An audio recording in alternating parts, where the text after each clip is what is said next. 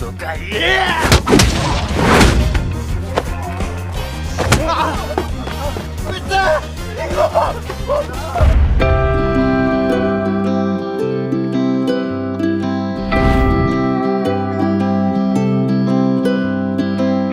teman-teman Storynema, udah boker? Seperti biasa buat yang baru gabung di sini, selamat karena kalian hidup.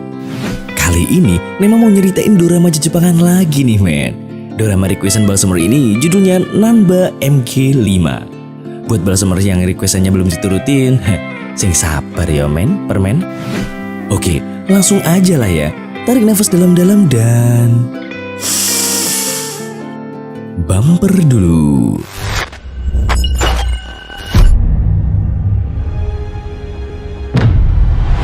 喧嘩の仕方教えてやっからどっからでもかかってこい。 Dikisahkan sosok remaja kampret yang bernama Tsuyoshi Nanba yang berasal dari garis keturunan berandalan, di mana semua anggota keluarganya adalah jagoan di eranya masing-masing.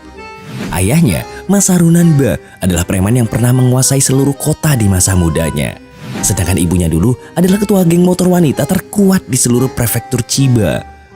Seorang kakak bernama Takeshi, di mana dulunya dia adalah berandalan penguasa SMA Jonan.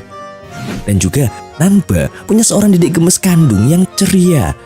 Jadi sejak kecil si kampret Nanba ini dilatih berkelahi dan dididik keras sama para kampret senior buat jadi bibit berandalan yang unggul men. Pernah suatu ketika dia sempat dibully sama teman-temannya, tapi Nanba terus ngelawan dan akhirnya berhasil numbangin mereka semua. Bahkan pas masih SMP, dia berhasil jadi ketua geng di SMP Manda dan menguasai 14 sekolah lainnya men. Singkat cerita nih, hari itu Nanba dapat hadiah Tokufuku pertamanya buat dipakai di hari pertamanya di SMA Ichimatsu. Tapi semua itu berubah saat Nanba mengganti kostumnya itu sama seragam SMA biasa men. Siapa sangka ternyata dia nggak sekolah di SMA Ichimatsu kayak yang dia bilang ke keluarganya. Melainkan dia diterima di SMA Shirayuri, di mana sekolah itu adalah sekolah normal yang semua siswanya adalah anak-anak culun men. Usut punya usut, si kampret ini udah bosen jadi anak brutal dan pengen nikmatin masa remajanya dengan menjadi siswa normal yang gak terkenal dan biasa-biasa aja. Pengen jadi boyband kali ya. Nah, di hari pertamanya jadi siswa normal, Nanba kelihatan canggung banget tuh men. Soalnya selama ini dia udah biasa urakan dan hidup semerawut. Tapi karena cita-citanya yang teguh buat jadi siswa normal, Nanba sampai nulis ikrar di sebuah kertas men. Di kelas itu, Nanba berkenalan sama teman-teman barunya. Salah satunya adalah seorang dedek gemes yang bernama Fujita. Lucunya nih, teman-teman kelasnya pada kaget tuh begitu tahu kalau Nanba berasal dari SMP Manda. Mereka ngerasa iba aja tuh sama Nanba yang culun gitu. Pasti dia dulu disiksa sama anak-anak SMP Manda yang lain.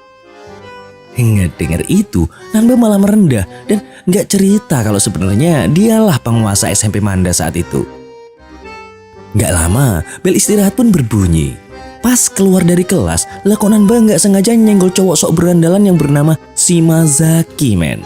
Tanpa sadar, jiwa beringas Nanba meronta-ronta tuh. Tapi karena nggak pengen identitasnya ketahuan di depan murid lainnya, dia pun totalitas tanpa batas. Pada akhirnya mereka berdua pun pergi ke atap sekolah terus kenalan gitu men. Di sini Shimazaki bercerita kalau dirinya adalah fans berat dari Takeshi, kakak Nanba. Tapi dia nggak tahu aja tuh kalau cowok culun di depannya itu adalah adik dari idolanya.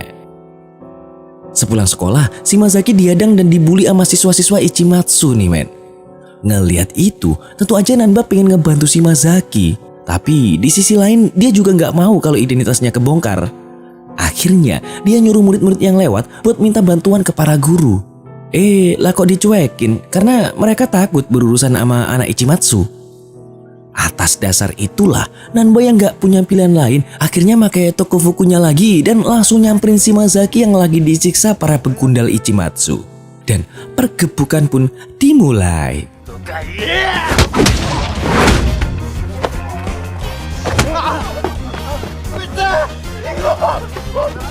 Sampai pada akhirnya Shimazaki pun ngucapin terima kasih tuh ke dia. 喧嘩もできねえようなやつがヤンキーとか言ってんじゃねえ。これで借りたろう。 Sesampainya di rumah, keluarga barbarnya nanyain pengalaman pertama Nanba di sekolah dengan penuh adrenalin. Dan dengan penuh wibawa, Nanba cerita kalau dia berhasil bikin bonyok 3 siswa Ichimatsu. Padahal yang dia ceritakan itu kejadian di mana dia sedang menolong Shimazaki dalam mode menyamar. Dan gak ada sedikit pun niatan Nanba buat jadi penguasa Ichimatsu. Namun faktanya, keluarga barbarnya itu malah menganggap Nanba udah berada di jalur yang tepat buat jadi penguasa SMA Ichimatsu, men. Keesokan harinya, Nanba dan Fujita mau daftar jadi anggota klub seni di sekolah nih ceritanya. Di ujian penerimaan itu, Nanba berhasil lulus dengan hasil lukisan yang sangat bagus. Di sisi lain, Fujita juga dilulusin, men. Padahal hasil lukisannya semrawut kayak tampang Nema. Ternyata alasannya simple, men. Cuman karena sang ketua klub seni pengen punya anggota cewek. Singkat cerita, pas pulang sekolah, Shimazaki lagi-lagi disamperin begundal Ichimatsu, men.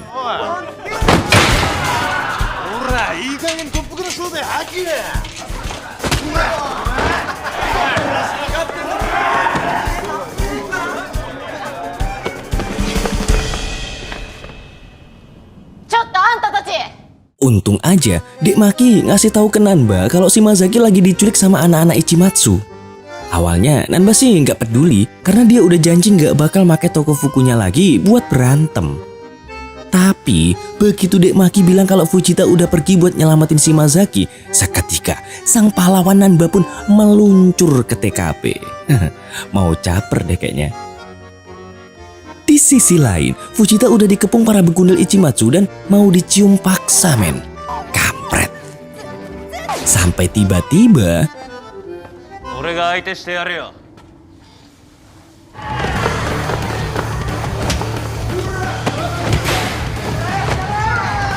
何なのあいつ。あの方が俺の兄貴だよ。食いついたか。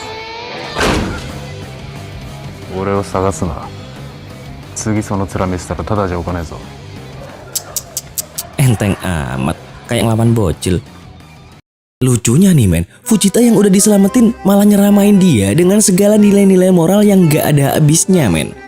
Awalnya sih tahan-tahan aja, tapi karena lama-lama kupingnya berasa kayak dicor dan juga gak pengen identitasnya ketahuan, dia pun nyuruh Fujita segera pergi dari tempat itu. とっとと消えろブス。やべえ。昴生藤田さん、なんかすいません兄貴。もう行くよ。ブスじゃないもん。 Sesaat kemudian muncul seorang siswa yang cukup norak bernama Godai, di mana dia adalah murid kelas 1 terkuat di Ichimatsu. Dan ternyata dia udah ada di situ sedari tadi dan gak ada urusan apapun sama kelakuan para begundal Ichimatsu tadi. Gak disangka, lah kok dia dengan mudah bisa nonjok muka Nanba, terus bilang kalau dia udah tahu identitas Nanba yang sebenarnya. Godai langsung menantang Nanba buat duel 1 lawan 1 karena dia udah tahu reputasi Nanba sejak dulu. Namun tiba-tiba gak disangka ngelihat pasukan Ichimatsu gelombang 2 mau balas dendam, lah kok Godai malah nyuruh Nanba buru-buru kabur. Ternyata itu karena Godai cuma berniat duel 1 lawan 1, bukan keroyokan. Wow, mental petarung nih. Di hari-hari berikutnya, Nanba pergi ke sekolah dengan perasaan yang penuh was-was dan khawatir kalau identitasnya bakal kebongkar. Sampai suatu ketika, anjing Nanba yang bernama Matsu mengikuti majikannya berangkat ke sekolah. Di sini, si anjing akhirnya mengetahui kebohongan Nanba yang selalu ganti seragam normal dan juga ternyata bukan sekolah di Ichimatsu tapi di Shirayuri. Seketika, Matsu pun segera berlari pulang buat ngabarin para juraganya. Tapi yang namanya anjing ya tetap aja anjing ya kan. Jadi yang keluar dari mulut nih anjing ya cuman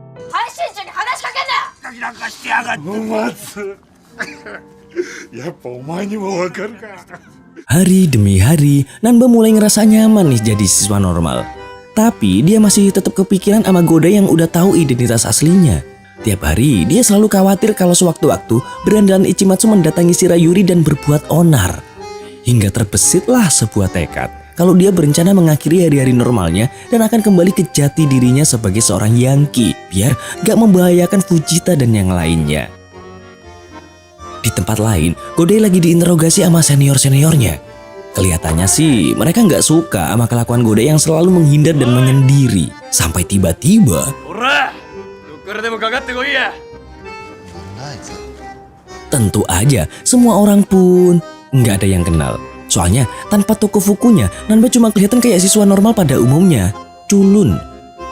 Gak disangka, Godai langsung bereaksi dan bilang kalau orang itu adalah temannya yang lagi nagih utang. Terus Nanba pun segera dia seret ke lapangan. Di sini Godai lagi-lagi nantangin Nanba duel, men. Ditambah lagi, ternyata anggapan Nanba selama ini salah. Karena Godai nggak sekalipun pengen balas dendam ke Shirayuri. Dia cuma pengen bertarung 1 lawan 1 sama Nanba. Buat ngebuktiin seberapa kuat anggota keluarga Nanba. Nggak dengar itu, Nanba pun menyanggupi permintaan itu dan nyuruh Godai ngasih waktu bentar. Karena dia mau pakai Tokofuku kebesaran miliknya. Apesnya, men, di saat Nanba pergi buat ganti baju, tiba-tiba gerombolan siswa Ichimatsu datang ke lapangan itu dan mengajar Godai habis-habisan. Sebenarnya Godai cukup kuat buat ngadepin mereka, tapi tetap aja 1 orang lawan puluhan orang ya emang nggak sebanding.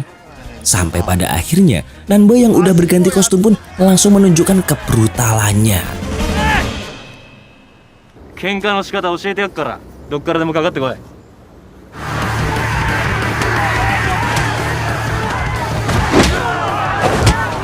何の得もねえのにバカだあいつ難波剛の喧嘩だ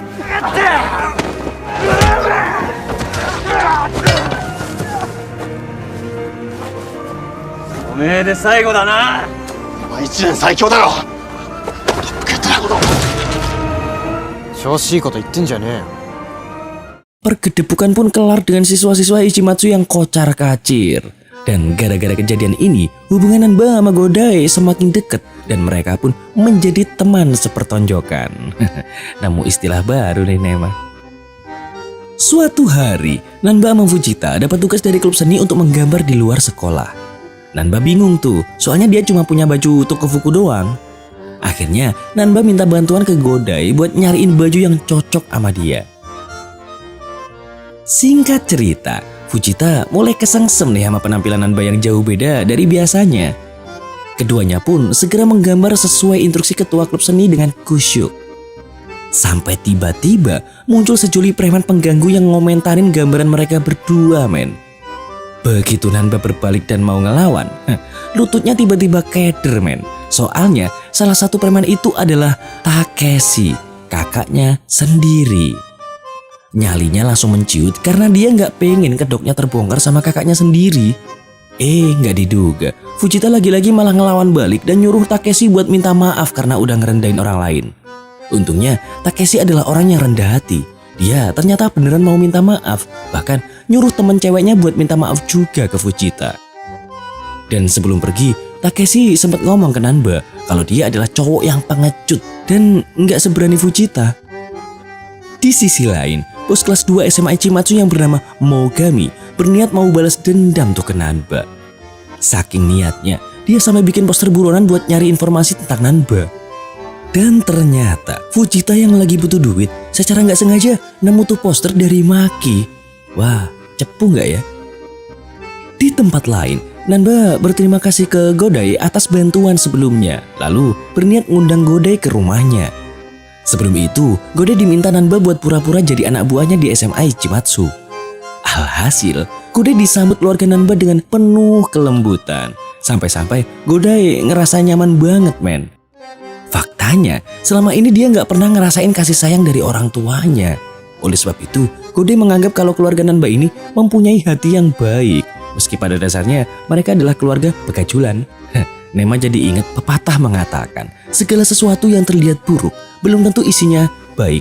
Duh kok? Oke.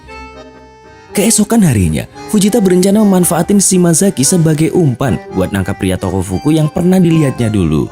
Dia sengaja mengajak Shimazaki pergi bermain bowling karena tempat itu dikenal sebagai tempat berkumpul anak-anak Ichimatsu. Dari kejauhan, Nanba ngikutin mereka berdua karena ngerasa cemburu. Sesampainya di sana, ternyata bener, men. Shimazaki langsung dibully tuh sama anak-anak Ichimatsu.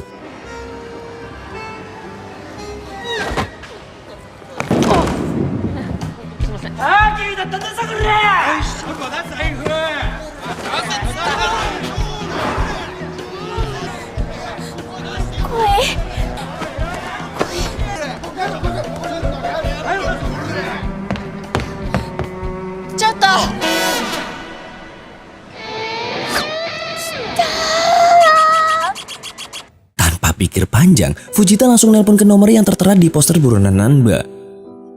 Nah, sebelum anak buah Mogami datang, Fujita ngikutin si pria toko fuku yang lagi jalan ke toilet. Gak lama, dia kaget begitu yang keluar dari toilet bukannya si pria toko fuku yang diincarnya, melainkan Nanba. Sampai akhirnya dia pun menyadari kalau pria toko fuku dan Nanba adalah orang yang sama, karena selama ini mereka berdua gak pernah muncul di saat yang bersamaan.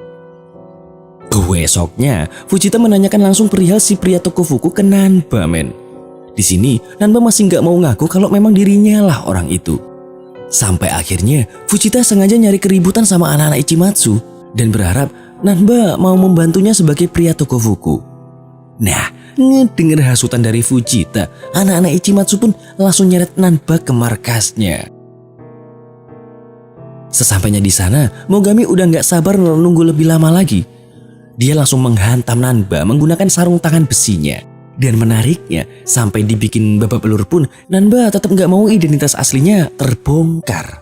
Ngeliat itu, lama-lama Fujita pun ngerasa gak tega. Dia mencoba nyerang Mogami meski akhirnya gak ngaruh apa-apa. Pada akhirnya, Nanba bangkit dan berniat mengakui identitasnya, sekaligus mau ngeberesin mereka semua. Lah kok tiba-tiba...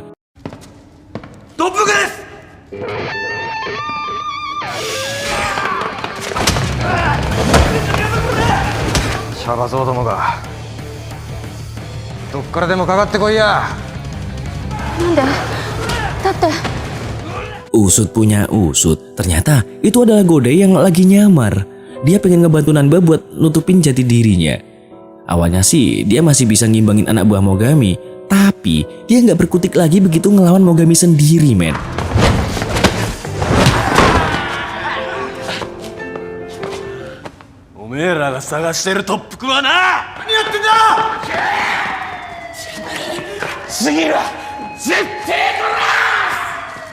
Singkat cerita, Nanba ngerasa bersalah tuh karena Godai jadi ikut babak belur gara-gara dia. Saat itu, Godai memperingatkan Nanba kalau Mogami adalah lawan yang gak bisa dianggap remeh. Di sisi lain, Fujita menemui si pemasang poster buronan dan berniat meminta maaf. Namun sayangnya, dia malah diintimidasi sama Mogami dan anak buahnya. Tepat di saat mereka akan berbuat yang enak-enak ke Fujita, tiba-tiba Nanba datang lengkap beserta toko fuku kebesarannya. Dan jambak-jambakan pun terjadi.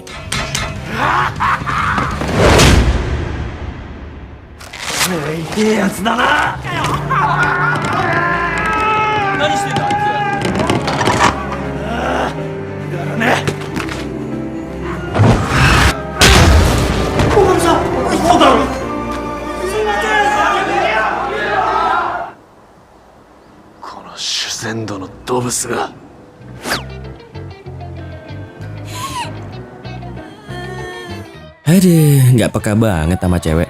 Kayak Cak Seto. Keesokan harinya, Nanba nyamperin ke rumah Godai nih ceritanya.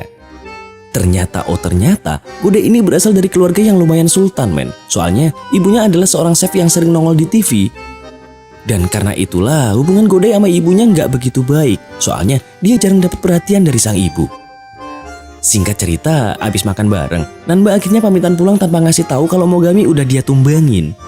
Gak lama, Godai dapat telepon dari seniornya yang ngajak dia bergabung untuk balas dendam ke si pria toko fuku. Karena Mogami udah dibikin perkedel. Bisa dipastikan, Godai langsung nolak dong. Bahkan dia kelihatan seneng banget tuh begitu tahu kalau Mogami udah dijadiin kerak telur sama Nanba. Semenjak kejadian itu, Godai jadi makin respect dan gak ngeremehin sosok Nanba lagi tuh kayak sebelum-sebelumnya. Iya. Enggak. Kali ini dimulai dari Nanba, Godai, dan Shimazaki yang lagi berteduh di sebelah gudang kosong. Begitu hujan kelar, si kampret Nanba langsung pergi. Padahal dia sendiri yang ngajakin mereka berdua buat mancing bareng. Di sini Shimazaki agak nyadar kalau orang yang nyamar jadi pria toko fuku kemarin itu si Godai. Tapi Godai ngelak dan langsung ngajak Shimazaki buat pergi mancing aja. Di sisi lain, ternyata Fujita manggil Nanba ke ruang kesenian sekolah cuma buat nyontek tugasnya, men. Di sini, keduanya ngobrol soal kejadian sebelumnya. Saat itu, anak-anak SMA Chidori lagi ricuh di taman, sampai-sampai bocil yang lagi lewat juga kena tabrak. Ngeliat itu, tiba-tiba Fujita jadi marah dan langsung ngomelin para berandalan itu. Nah, si berandalan yang gak terima itu udah ngangkat tangannya dan mau nampal Fujita.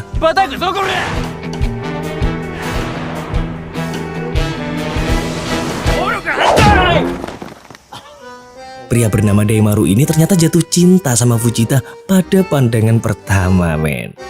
Dan Daimaru langsung nembak Dek Fujita saat itu juga. Emang gila sih ini kampret. Iya tentu aja, Fujita langsung linglung dan gak tahu harus ngomong apa lagi. Sampai tiba-tiba Nanba narik tangannya dan langsung ngajakin kabur dari tempat itu.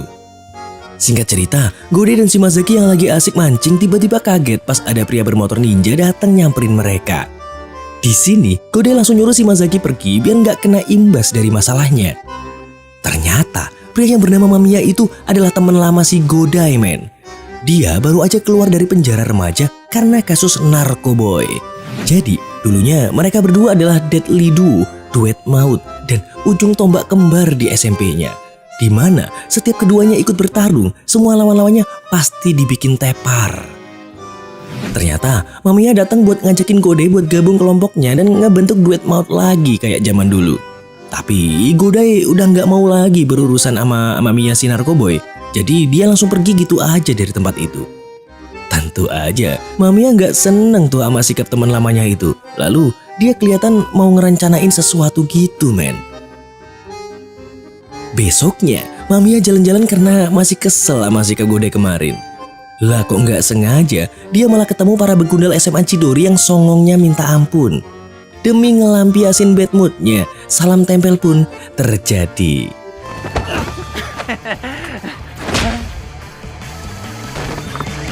Di sisi lain, sikap Godai mulai berubah nih ke Nanba dan juga ke Shimazaki.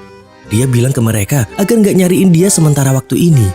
Tentu aja, Nanba curiga dong sama perubahan sikap Soi pertonjokannya itu. Walau akhirnya dia tetap bodo amat. Soalnya dia cukup sibuk gara-gara kepilih mewakili klub seni buat ikut kontes melukis minggu depan. Di tempat lain, anak-anak SMA Chidori lagi ngebahas kekalahan Mogami, sang bos SMA Ichimatsu dari pria aneh yang memakai toko fuku. Dari kejadian itu, mereka berencana buat nyerang SMA Ichimatsu karena yakin kalau bos kelas 3 Ichimatsu yang bernama Jinai gak bakalan ikut campur. Lucunya, dari semua member yang hadir, cuma si kampret Daimaru ini men yang gak nanggepin. Bahkan dia malah cengar-cengir sendiri tuh pas ngeliatin foto Dek Fujita. Akhir zaman. Sampai sore harinya, Daimaru nyamperin ke SMA Shirayuri dan akhirnya ketemu Dek Fujita yang lagi jalan sama Nanba. Si kampret Nanba ini mulai agak cemburu tuh dan langsung ngajakin Dek Fujita pergi. Ngeliat itu, Daimaru langsung nyolot dan nanyain ke Fujita tentang si kampret Nanba ini.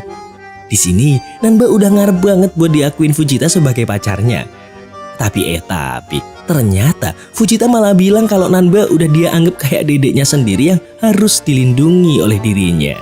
Mak, jelek nggak tuh jawabannya? Tapi nggak lama kemudian, Daimaru buru-buru kabur dari tempat itu. Soalnya dia udah keberkok sama anak-anak Ichimatsu dari seberang jalan. Di sisi lain, Godai yang lagi asik santuy sendirian tiba-tiba disamperin sama seniornya. Mereka ngajakin Godai buat nyariin Mamiya yang dikira anak Chidori buat ngebalesin dendam kerucu-kerucunya yang udah dibantai kemarin. Menariknya, Godai nggak ngegubris dan malah pergi keluar sekolah buat nyari ketenangan di taman. Sesampainya di sana, dia nggak sengaja ketemu Nanba yang lagi ngelukis buat kontes kesenian. Gak lama kemudian, Daimaru juga datang ke situ dan ngajak Nanba ngobrolin tentang Fujita. Dia juga ngajakin Nanba untuk bersaing sehat buat ngerebut hati si dedek Fujita, men. Singkat cerita, si kampret Nanba udah pulang ke rumah lengkap sama toko fukunya. Seperti biasa, dia disambut hangat sama keluarganya yang mengira si kampret Nanba ini udah di jalur yang tepat buat nanglukin seluruh kota. Ditambah lagi, ada goresan cat lukis di kepala Nanba yang malah dianggap darah bekas berantem sama si kakak kampret. Makin tinggi ekspektasi keluarga, makin pening gak tuh kepala si kampret Nanba. Besoknya, Shimazaki yang lagi asik ngelap-ngelap motor Godai tiba-tiba diseret pergi sama Mamiya. Di sini, Mamiya ninggalin handphone Shimazaki dan sebuah kertas ancaman buat mancing kedatangan Godai. Godai yang nyamperin motornya langsung ngerti situasi saat ini. Dia nyoba nemuin si kampret Nanba buat minta bantuan. Tapi akhirnya dia ngurungin niatnya begitu ngeliat Nanba yang lagi sibuk sama lukisannya. Karena si Godai ini nggak pengen ngerusak kesenangan teman sepertonjokannya itu, men. Jadi, dia cuma nyerahin handphone Shimazaki dan langsung pergi buat nyariin Shimazaki sendirian. 俺をとっ捕まえたところで兄貴が来ねえよ。直樹は来る。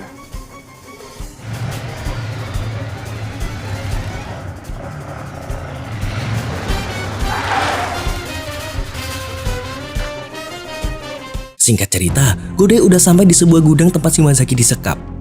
Sekali lagi, si narkoboy Mamiya ngajakin Godai buat gabung sama kelompoknya. Tapi lagi-lagi ditolak sama Godai karena udah nggak mau berurusan lagi sama Mamiya.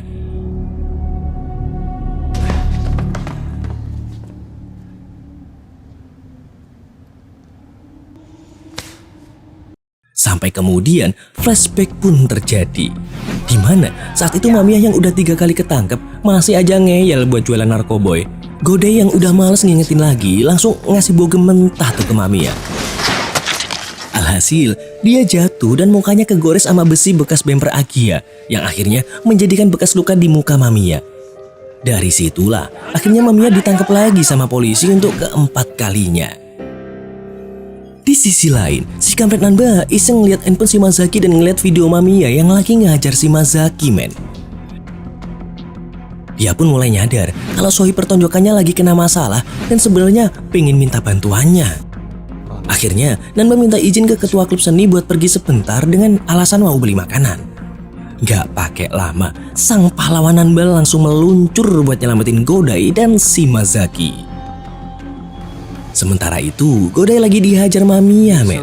Anehnya, dia nggak ngebales sama sekali dan malah fokus dengerin curhatan Mamiya yang dulu sering dibully sama guru-guru mereka. Sampai akhirnya, Godai nggak tahan lagi dan dia ngebales Mamiya buat nyabarin sohib lamanya itu, men. おめえ笑った奴らに負けてんじゃねえか。俺はおめえをそんな目で見たこと一度たりともねえんだよ。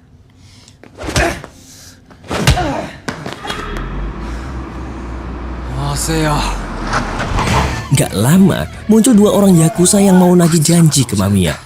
Tapi karena udah telat, Yakuza itu akhirnya ngejar Mamiya dan Godai.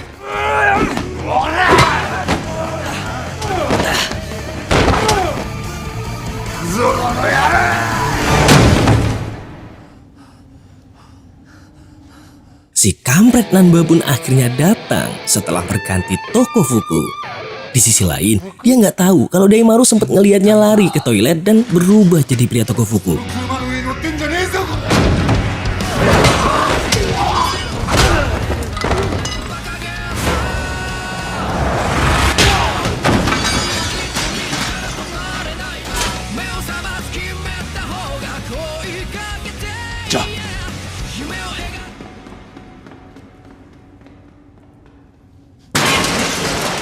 Setelah Nanba ngajar 2 Yakuza itu, dia langsung berlari menuju ke sekolahnya lagi buat ngelanjutin lukisannya. Ternyata, men, ketua klub seni udah pulang. Dia udah kecewa soalnya nganggep Nanba kabur dan nggak bertanggung jawab sama lukisannya sendiri. Di sisi lain, Godai udah baikan lagi sama Mamiya yang udah berniat buat tobat dan pengen hidup normal lagi kayak dulu. Sementara itu, Nanba yang lagi sedih-sedihnya tiba-tiba disamperin sama Daimaru, men. Nggak ada angin, nggak ada hujan, Daimaru langsung ngasih bogem mentah tuh ke Nanba. Soalnya dia ngerasa kalau Nanba udah nipu semua orang, termasuk Fujita. どうせ心の中じゃ俺のこと笑ってんだろ。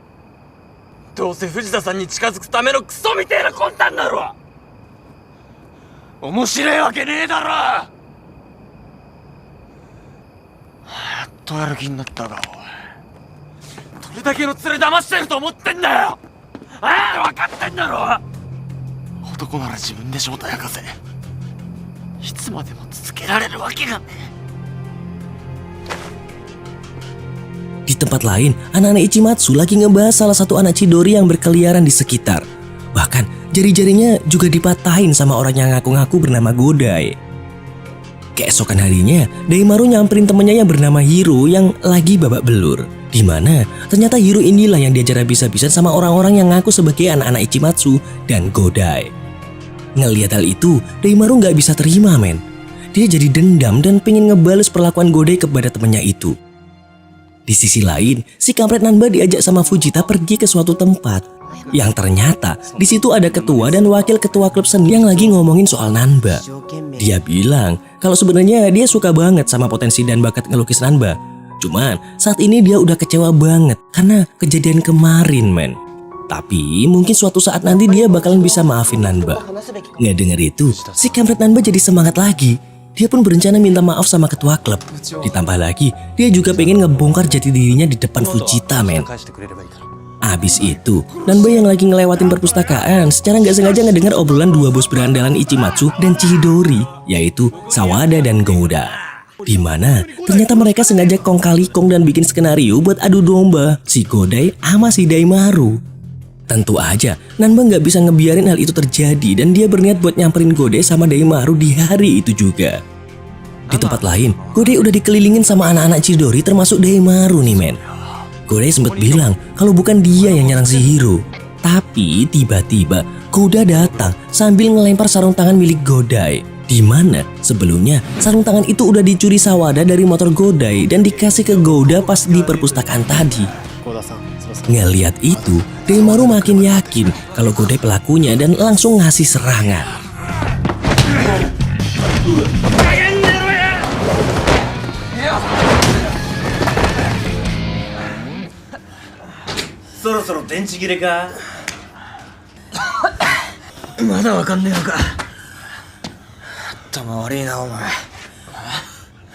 Gak lama, Sawada datang dan ngakuin kalau dia sama Gouda udah ngerencanain kejadian ini. Ternyata mereka berniat ngasih pelajaran ke Godai sama Daimaru biar lebih hormat ke seniornya masing-masing.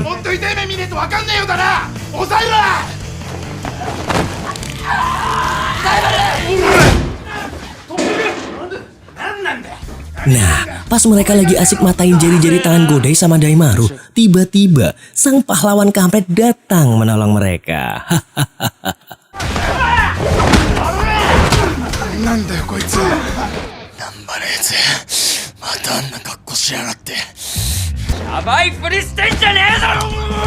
Bukannya makasih habis ditolong, Daimaru malah nantangin Nanba, men. Soalnya dia masih nganggep Nanba ini pengecut yang cuma bisa nyamar. Untung aja Nanba berhasil kabur dari situ.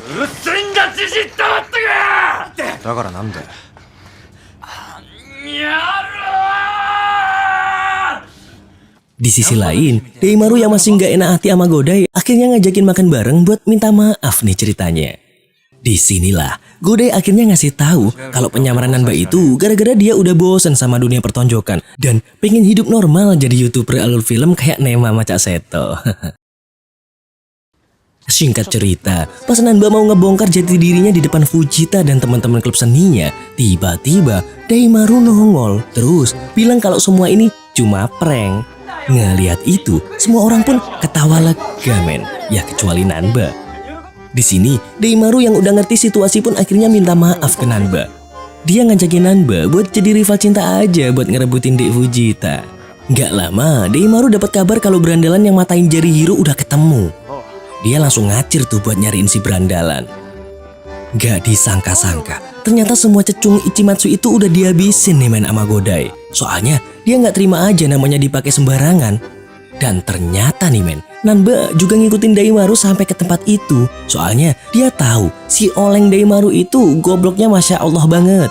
Jadi dia khawatir kalau Daimaru bakal kena tipu lagi. Dan atas kejadian yang harmonis inilah mereka bertiga pun kini resmi jadi teman sepertonjokan yang seia sekata. Keesokan harinya nih, Nanba pengen banget beli buku buat belajar. Tapi tentu aja nggak mungkin kalau minta uang ke orang tuanya. Soalnya bisa-bisa kedoknya bakal kebongkar. Si kampret Nanba akhirnya pergi ke toko buku buat lihat-lihat doang. Sampai kemudian dia malah mergokin seorang murid cupu yang lagi nyuri buku, men. Tentu aja dia nyuruh si anak cupu itu buat ngembaliin tuh buku. Alhasil si anak cupu itu langsung ninggalin tuh buku dan ngacir entah kemana. Ternyata anak cupu itu cuma disuruh dan diancam sama teman sekolahnya yang bernama Mitsuo, men. Nanba pun jadi tahu kejadian sebenarnya. Lalu dia mutusin buat nyamperin si murid cupu itu pas dia lagi jalan pulang. Anak cupu murid SMA Tokuhara itu bernama Sekiguchi. Dia bilang ke Nanba buat nggak ikut campur masalahnya. Di sisi lain, si kampret Nanba nggak bisa lupa sama Sekiguchi. Soalnya mereka dulu satu SMP dan Sekiguchi lah yang bikin Nanba jadi semangat belajar. つうかさ迷惑なんだよね実際やめてくれませんか、そういうこと言うの。頑張ってる人をそういう風に言うことないでしょ。何言ってんのお前彼をバカにする権利なんてない。 Di sisi lain, wajar aja Sekiguchi nggak ngenalin dia, men. Soalnya tampilan Nanba udah berubah banget sejak jadi murid normal.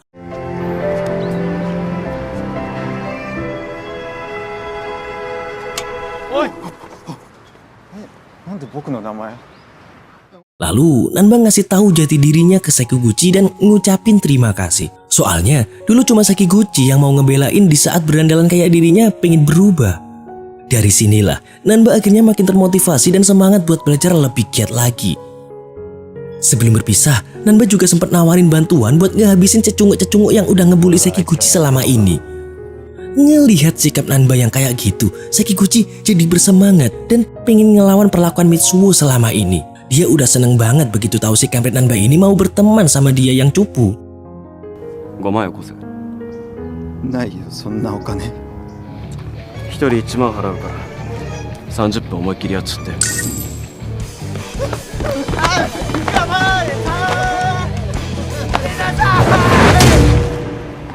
Di sisi lain, Nanba lagi makan siang bareng Godai, Daimaru, dan Shimazaki. Nah, di tengah obrolan, tiba-tiba dia ingat sama Sekiguchi dan langsung pergi dari kedai itu. Dan bener aja, di saat Nanba nemuin Sekiguchi, dia udah terkapar habis diajar sama preman suruhan Mitsuo, men. Di saat udah remuk dan letoy kayak jemuran jatuh, Sekiguchi masih sempet-sempetnya berterima kasih dan juga bilang kalau sekarang dirinya udah jauh lebih berani berkat Nanba. Ngelihat itu, Nanba tentu aja nggak bisa terima, men. Di malam harinya, dia nyamperin Mitsuo sama temen-temennya. Dia ngajakin mereka semua ke parkiran buat ngasih pelajaran. Dan kayak biasanya, Mitsuo manggil preman bayarannya buat ngebantu dia. Di sini, Nanba diajar habis-habisan sama preman-preman yang pakai senjata tongkat. Sampai akhirnya, Tokufukunya diambil sama teman Mitsuo. Pas mereka lagi pengen fotoin muka Nanba, tiba-tiba si kampret ini bangun lagi. Sambil berlumuran darah, dia hantam balik preman-preman kacangan itu sampai KO.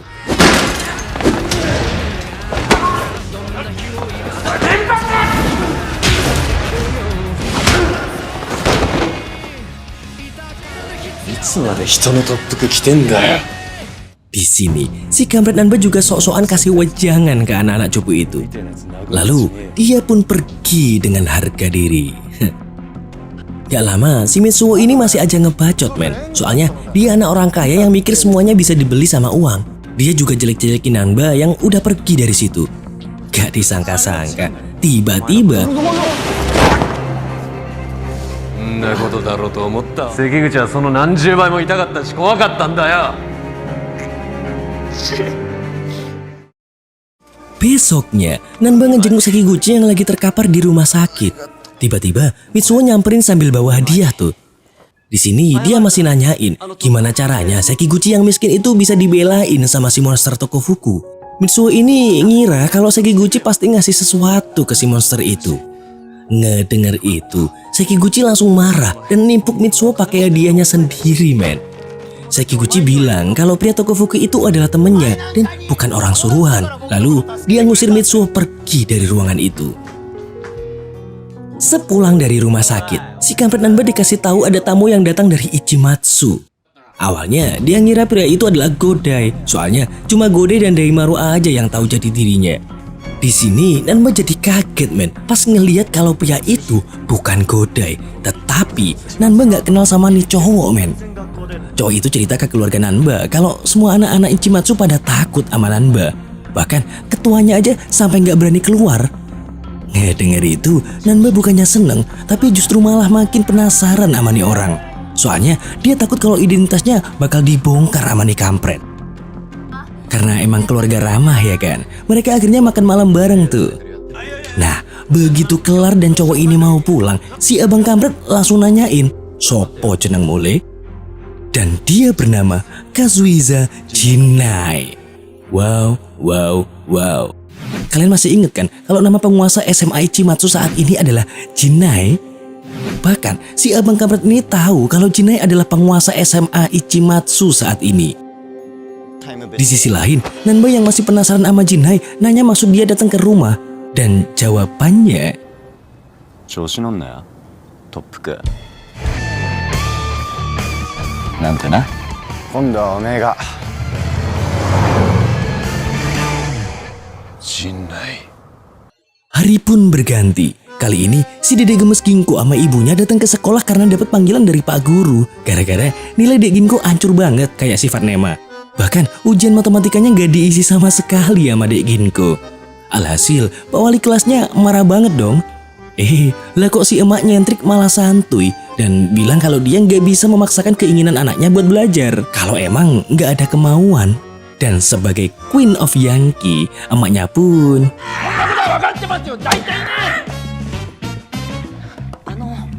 まあ結局は銀行がどうしたいかっつうことなんだよ。 sore harinya nih, Dek Ginko yang lagi asik jalan-jalan sama si anjing gak sengaja ketemu sama seorang cowok yang sebenarnya biasa-biasa aja.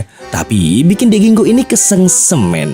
Sampai kemudian, karena grogi kali ya, si cowok kalem itu langsung ngacir gitu aja tanpa ngambil bukunya yang telah berada di antara mulut si anjing. Di tempat lain, Nanba lagi ngobrol serius nih sama Godai. Dia ngorek informasi soal Jinai ke Godai. Dan inilah informasi terkait Sambo, alah Jinai. 彼女が5人1000万儲けたらしい。あいつは150だ。すげえなすげえんだけどさ俺が聞きてえのは喧嘩の伝説なんだけどよ Gak berhenti di situ men. Yang bikin Jinai makin terkenal adalah ketika pacar Jinai kena lemparan skateboard dari salah satu anggota dua geng yang mau tawuran men. Seketika, kedua kelompok itu pun dilibas sendirian. Lanjut malam harinya, kali ini Dek Ginko menemui cowok kemarin buat ngembaliin bukunya. Dan nama nih cowok kalem adalah Junichi men. Sebagai balas budi, Junichi akhirnya ngeraktir Dek Ginko dinner tipis-tipis lah ya. Nah, dari obrolan ngelantur mereka barusan, diketahuilah kalau Junichi ini adalah sosok anak yang memiliki nilai akademis tinggi, gak kayak si Dedek Gemes Ginko. Atas dasar itulah, Junichi nawarin diri buat ngajarin matematika. Gak lama, lah kok tiba-tiba muncul cecunguk kampret yang mengacau di toko itu men. Seketika, Junichi langsung nyeletuk kalau para berandalan emang jahat dan dia bener-bener gak sudi kenal sama mereka. Tentu aja, Dek Ginko langsung salting tuh men. Ya gimana enggak, lawang satu keluarga isinya berandalan semua. Besoknya pas di sekolah, Nanba yang baru masuk ruang klub seni terkaget-kaget men. Gara-gara mereka kedatangan tamu yang tak terduga, yaitu Jinai. Yang jelas, selain Nanba, yang lain gak ada yang tahu kalau Jinai adalah pemimpin geng di SMA Ichimatsu. Mereka menyambut kehadiran Jinai dengan sangat baik. Tapi, begitu Jinai muji-muji sketsa Dek Fujita,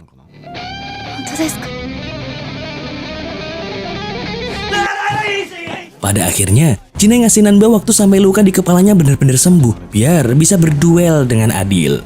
Dan kalau sampai Nanba nolak duel itu, Jinai ngancem bakal ngebongkar identitas Nanba ke Dek Fujita men. Cepu. Waktu pun bergulir.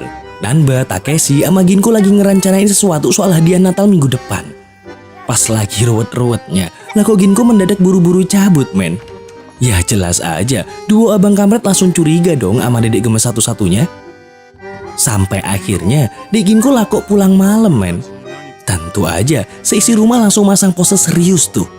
Bahkan si emak barber sampai marah-marah ke Ginko karena mengira anak gadisnya itu udah ngelakuin hal yang enak-enak. Ngerasa suasana udah mulai panas, Ginko akhirnya ngaku kalau dia habis kerja kelompok sama temennya. Setelah terjadi perdebatan yang sangat menghabiskan balsem, Nanba sama ayahnya cukup ngedukung sih soal kegiatan belajar Dek Ginko. Tapi begitu mereka curiga kalau temen Ginko ini Caidin, mereka pun memaksa Ginko ngajak tuh cowok ke rumah. Kalau Ginko nggak mau, dia nggak boleh lagi belajar sama tuh kampret. Tentu aja, Ginko terpaksa setuju men. Tapi dia ngajuin sebuah syarat ke keluarganya. Dan syarat itu adalah rahasia.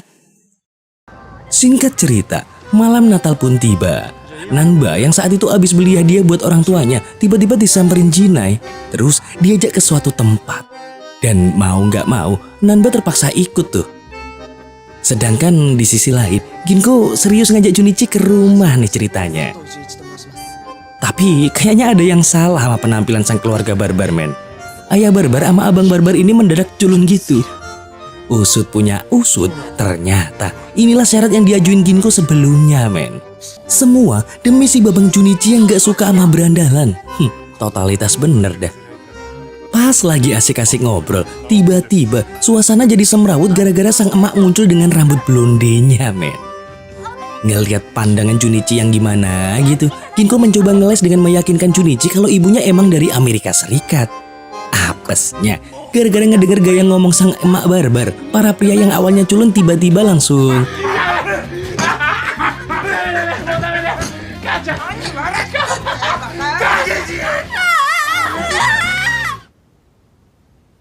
Papa, Mama, 僕、大学すごく楽しいんだ。 Gak disangka, men. Ternyata Junichi sebenarnya udah tahu semua soal keluarga Ginko yang barbar dari teman-temannya. Tapi setelah mengetahui keluarga Ginko, dia mulai berpikiran terbuka kalau nggak semua Yankee itu jahat. Bahkan Junichi sampai muji-muji totalitas keluarga Ginko yang rela nyamar demi dirinya. Atas dasar itulah dia bertekad untuk tetap ngasih bimbingan ke Ginko karena dia yakin kalau Ginko sebenarnya nggak bodoh dan bisa dibilang jenius. Nggak denger itu. なあ父ちゃん、銀行に勉強教えてくれるのはお願い。お願いします。いつかは銀行もこうやっていいよ。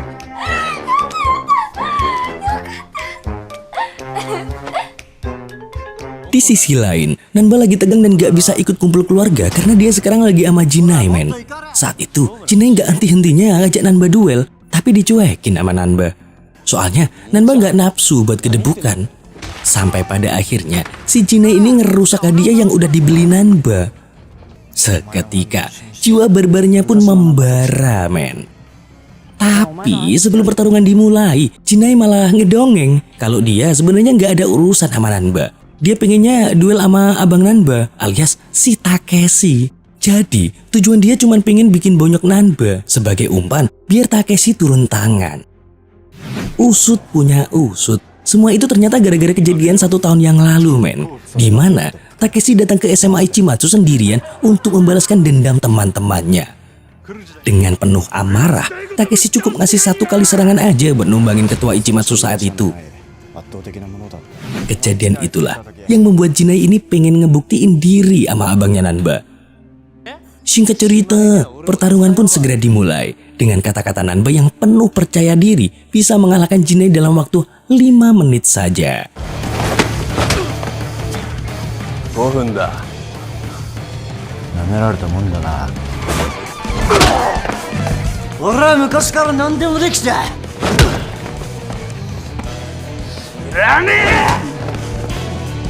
お前みたいなやつと殴り合うのもいいかもな。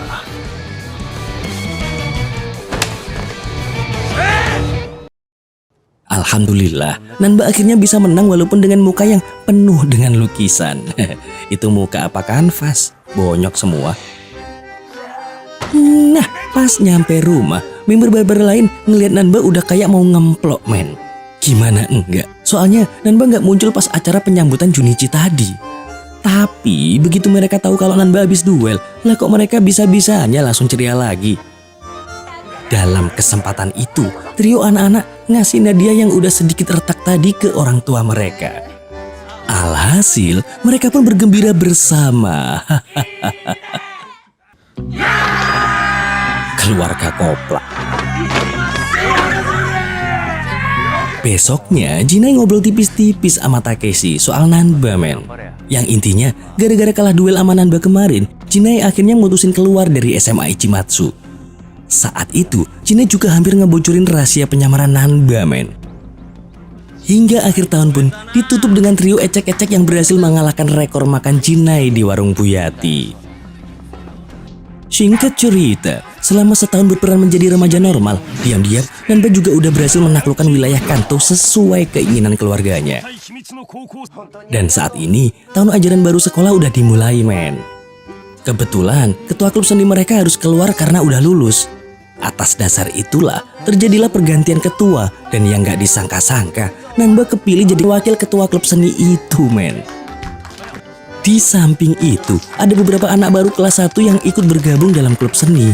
Salah satunya adalah si dedek gemes imut nan kawaii yang bernama Yayoi Makino. Pengen mites. Nah, kebetulan tahun ini Nanba sekelas lagi tuh sama Dek Fujita dan si Masaki. Dia seneng banget dong bisa sekelas lagi sama Dek Fujita.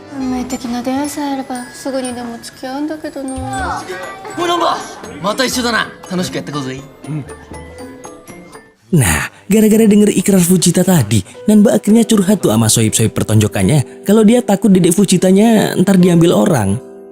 Demi naikin motivasi sahabat kampretnya, Godai akhirnya ngasih saran tuh ke Nanba untuk segera menunjukkan perasaannya itu ke Dek Fujita. Dan demi mewujudkan impiannya untuk mendapatkan hati Fujita, malam harinya Nanba begitu serius bikin surat buat Dek Fujita, men.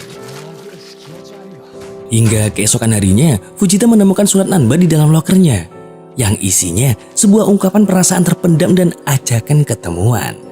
Tapi ternyata Nanba nggak nulis namanya di surat itu, men. Dan usut punya usut. Nanba pengen manfaatin momen saat mereka sedang melakukan tugas ngelukis di Yokohama buat nembak Dek Fujita, men. Tapi apesnya, entah karena grogi atau emang bego, Nanba gagal nembak dan malah dibikin ngenes karena dikatain lelet dan gak bisa diandelin sama Dek Fujita. Nah lo, thanksin gak tuh? Gak lama, Dek Fujita yang ngerasa view-nya keganggu sama segerombolan geng cewek Fashion Week yang bernama Makuzu nyamperin buat ngusir mereka nih, men.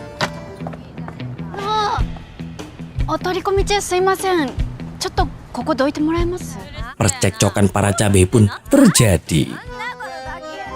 Sampai tiba-tiba muncul para begundal cowok dari geng Cerberus yang notabene adalah geng terkuat di Kanagawa. Usut punya usut, kedatangan mereka sebenarnya buat nyariin sang ketua dari geng cabe-cabean itu. Dan karena anggotanya nggak mau ngasih tahu, hampir aja para begundal itu mau ngebully para dedek gemes, men.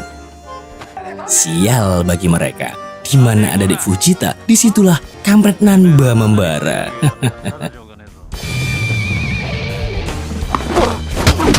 Cukup sekali kepret, masalah pun kelar. Lucunya nih, men, karena saking kerennya si kampret Nanba mode Tokofuku, Dek Fujita tiba-tiba tertegun, terpesona sama kegagahan Nanba. Tentu aja, Fujita ngucapin makasih dong ke Nanba. Bahkan dengan gamblangnya, Fujita nanya, apa si Nanba ini naksir sama dia? Soalnya emang Nanba Tokofuku selalu bisa nyelamatin dia dimanapun berada dan di saat yang tepat. Dapat pertanyaan menohok dari pujaan hati, lah kok si kampret Nanba malah ngeluarin jurus langkah 1000, men. Gak disangka, ternyata para dedek gemes Makuzu ngikutin Nanba sampai ke sebuah tempat kosong, men. Mereka mau jadiin Nanba sebagai suaminya, alah, gurunya. Biar Nanba bisa ngelatih sekaligus nyelamatin mereka dari kejaran Cerberus. Belum sempet ngejawab, lah kok tiba-tiba Yokohama Max 2代目村長牧野弥生参上。 wadidaw, ternyata cewek barbar itu adalah si dedek gemes Yayoi, men. Karena kaget dan bingung ngeliat Dek Yayoi, pada akhirnya Nanba milih cabut. Tapi para dedek barbar sempat minta Nanba buat ketemuan lagi di suatu tempat untuk ngelatih mereka. Soalnya bulan depan mereka bakal ada agenda tawuran sama geng Cerberus. Hingga akhirnya Dek Yayoi ngomelin para member gemesnya. Sedangkan Nanba malah celingak-celinguk kebingungan dengan apa yang terjadi barusan. Nah, sekembalinya Nanba, Fujita langsung cerita tuh kalau si cowok Tokofuku baru aja nolongin dia. Dia juga dengan pedenya bilang kalau si cowok Tokofuku itu naksir dia. Soalnya dia ngira kalau orang yang naruh surat di lokernya kemarin adalah si pria Tokofuku. Tentu aja otak Nanba langsung mumet tuh sama jalan pikiran Fujita. Karena faktanya ya emang dia yang nulis surat. Cuman Fujita kan taunya kalau cowok Tokofuku itu beda orang sama Nanba. Dan begitu Nanba nyeritain pengalamannya barusan ke para sahabat pertonjokannya, lah kok mereka malah ngecengin dia, men. Temen sableng. Singkat cerita, di hari berikutnya, Dek Yayoi nggak masuk tuh men di kelas melukis. Nah, Fujita yang ngerasa kalau Yayoi mungkin lagi ada masalah, meminta Nanba untuk mencari tahu tentang Yayoi. Dan karena itulah, Nanba akhirnya nyamperin kelompok Makusu sesuai permintaan mereka kemarin. Saat itu, Nanba ngasih wejangan ke mereka agar nggak ngelawan geng Cerberus, karena kebanyakan dari mereka isinya cowok. Sampai tiba-tiba, salah satu teman mereka datang dengan muka babak belur men. Dimana dia habis diajar sama salah satu anggota Cerberus, dan akhirnya Yayoi pun nyeritain semuanya ke Nanba. Yayoi nganggep kalau perseteruan ini terjadi karena dia. Jadi, 1 tahun yang lalu, Yayoi ini ditinggal oleh orang tuanya karena habis bercerai. Otomatis, dia nggak punya tempat tinggal dong. Nah, di saat itulah Yayoi ketemu Mari, yaitu ketua Makusu generasi pertama. Dari situlah Yayoi mulai bergabung dengan Makusu. Sampai pada akhirnya ada momen di mana Yayoi pacaran sama si Koichi, sang pemimpin Cerberus yang saat itu masih belum dibentuk. Alasannya sih karena Yayoi sangat kagum sama kekuatan Koichi yang keren abis. Tapi gara-gara sifat temperamentalnya yang parah, Yayoi akhirnya mutusin dia men. Dan atas dasar itulah Koichi nggak terima, terus ngelampiasin kesalahannya itu ke semua senior Makusu. Gak cuman itu men, Koichi juga membentuk kelompok Cerberus di mana para anggotanya ini ingin bergabung cuman karena kagum sama kekuatan Koichi yang seperti dewa. Bahkan Koichi saat itu dapat julukan King. Dan dalam sebulan ke depan, Koichi bakal balik ke kota. Oleh karena itu, anggota Makusu mau perang sama Cerberus demi melindungi Dede Imut Yayoi men. Singkat cerita lagi, pas lagi dinner bareng di rumah, Nanba dicengin tuh sama keluarganya. Soalnya, akhir-akhir ini Nanba sering banget pergi ke Yokohama, di mana mereka ngira kalau Nanba lagi naksir cewek di sana dan kencan sama tuh cewek. Padahal, faktanya, Nanba lagi mantau kelompok para dedek gemes Makusu. Bahkan, Nanba dapat petua bijak tuh dari ayah dan abangnya soal isi hati wanita, di mana makhluk yang disebut wanita ini sangatlah sulit untuk dimengerti. Makhluk ini jarang ngungkapin isi hatinya, tapi maunya dimengerti. Mentok-mentok kalau kita nanya, "Kamu kenapa, Beb?" Ntar paling-paling jawabannya, "Aku nggak apa-apa kok." Pret. Lah, kenapa Nema malah curhat? Dan karena si kampret Nanba ini khawatir, keesokan paginya dia lagi-lagi ngunjungin mereka ke Yokohama, men. Lah kok mereka malah kesenengan dan ngasihin sebuah toko fuku merah khas dari kelompok Makusu spesial buat sang master. Bahkan Mari juga datang dan berkenalan dengan Nanba karena dengar cerita dari para anggotanya. Tapi faktanya, Nanba kesana sebenarnya buat nyaranin mereka untuk membubarkan kelompok Makusu. Karena Koichi cuma ngincar Yayoi, sedangkan Yayoi sekarang tinggal di Chiba. Maka dari itu, Koichi nggak bakal ngejar dia lagi dan Makusu bakalan bisa tenang. Gak berhenti di situ men, si kampret Nanba ini juga sok-sokan ngasih nasihat-nasihat gitu. Dia bilang kalau gelut itu nggak ada gunanya, apalagi tawuran. Soalnya semua itu nggak bakal bisa ngerubah hidup seseorang.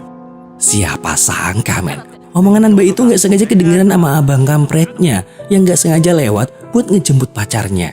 Alhasil Takeshi shock dong, karena omongan Nanba itu nggak relate sama kebiasaan keluarga mereka yang isinya makhluk barbar semua. Ngedengar saran yang terlalu lembek dari Nanba, mereka nggak terima nih men. Soalnya mereka udah nganggep Makusu udah kayak keluarga mereka sendiri. Ngelihat para membernya, malah Mari yang nyesel men, karena nggak ngebubarin kelompok Makusu dari dulu. Namun pada akhirnya, habis rapat bareng di base camp mereka, para dedek gemes pun membulatkan tekad untuk menerima pembubaran Makusu. Tapi sialnya, para begundal Cerberus datang beserta ketua mereka, Koichi. Tentu aja, para dedek gemes mulai gak tenang nih men. Sampai gak lama, Yayoi yang lagi asik ngelukis tiba-tiba dapat telepon dari Koichi pakai HP anggota Makusu. Koichi bilang ke Yayoi kalau anggotanya sedang dia sekap. Dan kalau Yayoi mau nyelamatin mereka, maka Yayoi harus datang sendirian. Untungnya, Nanba ngedenger obrolan itu men. Tapi tiba-tiba, そこまでは詮索しちゃダメだって。盗み聞きなんて年頃の娘を持つ父親じゃないんだから。 Dan karena khawatir, Nanba mutusin pergi ke sana dengan minta bantuan Godai buat nganterin dia nyariin para dedek gemes yang lagi disekap. まだレディースだ。俺には関係のない話だ。乗れよ。あんなところにヘルメットが。 Singkat cerita, Yayoi udah nyampe di markas sendirian dan langsung mencoba untuk menyelamatkan teman-temannya. Tapi sayangnya, tiba-tiba Koichi datang dan langsung cekcok sama Yayoi. Bahkan si kampret Koichi ini juga mulai nyiksa Dek Yayoi men. ずっ動かなきゃ。と。いや俺がこんなに愛してんのによ。 Ngelihat itu, para dedek gemes lain pengen bantuin men. Tapi ujung-ujungnya mereka lagi-lagi malah disiksa sama member Cerberus yang notabene isinya bajingan semua men. Di sisi lain, Nanba lagi usaha banget tuh nyari keberadaan Yayoi dan gengnya dari sudut ke sudut. Sampai akhirnya dia ketemu sama kelompok yang ngasih tahu keberadaan Cerberus. Tanpa mikir panjang, Nanba sama Godai langsung menuju ke TKP dengan memakai tokufuku merah kebesaran milik Makusu. Nanba sama Godai bener-bener mau waktu men sama tabiat geng Cerberus yang gak malu ngelawan para cewek. Alhasil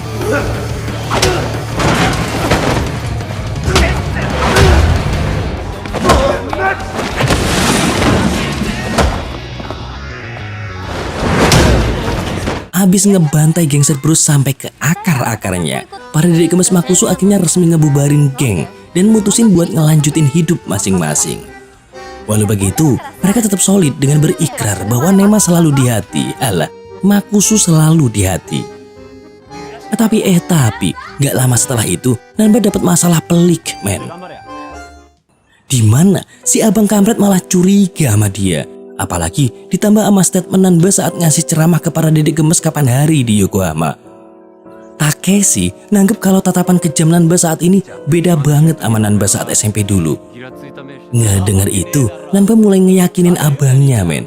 Dan terjadilah obrolan dramatis di antara mereka. 俺の考えすぎだ。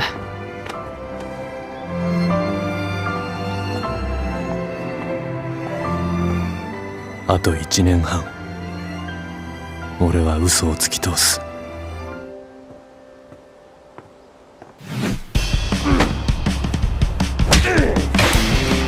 けど俺とやんのは100年早えよ。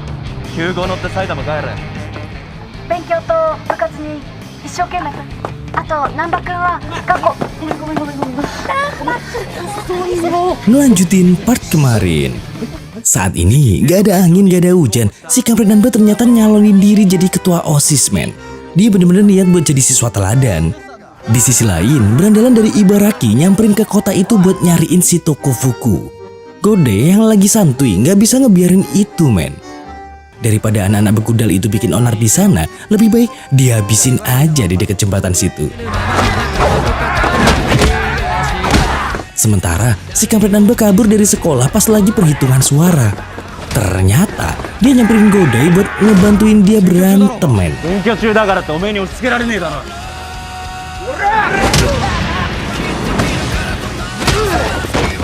時間ないんでよろしく。 Di saat yang bersamaan, Nanba ternyata juga menang pemilihan dan dinobatin jadi ketua OSIS di sekolah. Wow, double kill. Pas udah nyampe rumah, Nanba kaget ngeliat si Ginko yang bilang kalau dia pengen daftar ke SMA Shirayuri, di mana itu artinya mereka berdua bakalan satu sekolah. Sampai akhirnya Ginko bener-bener keterima dan jadi siswi SMA Shirayuri men.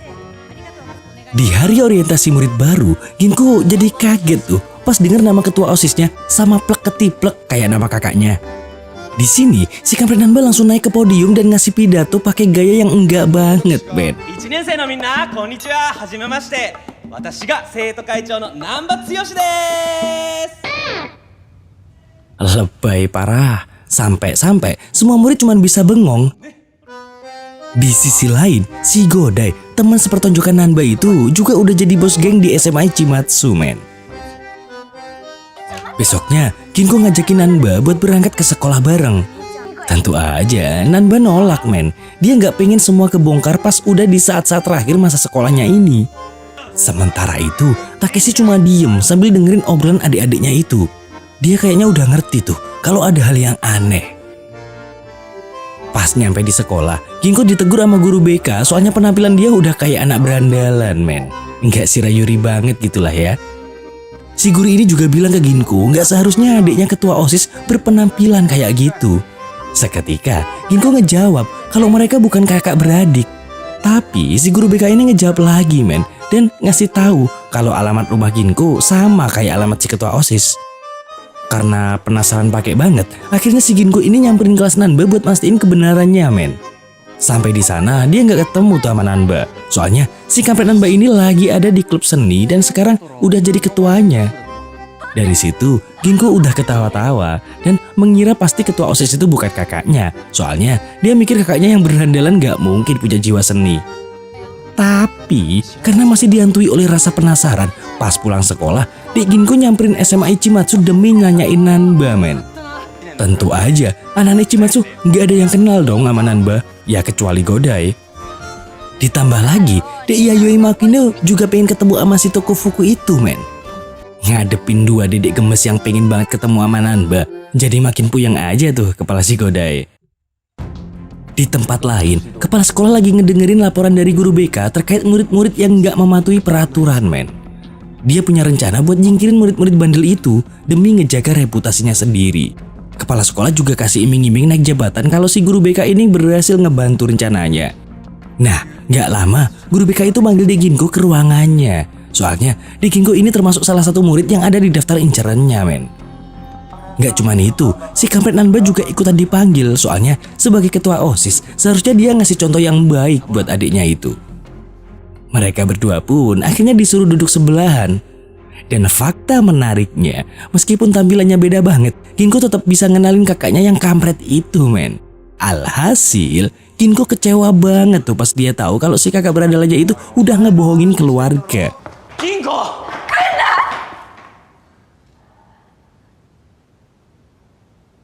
どこの誰なんだ。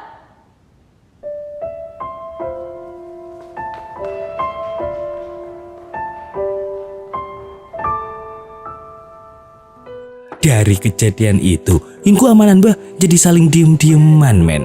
Bahkan suasana rumah keluarga Nanba jadi canggung banget, gak kayak biasanya.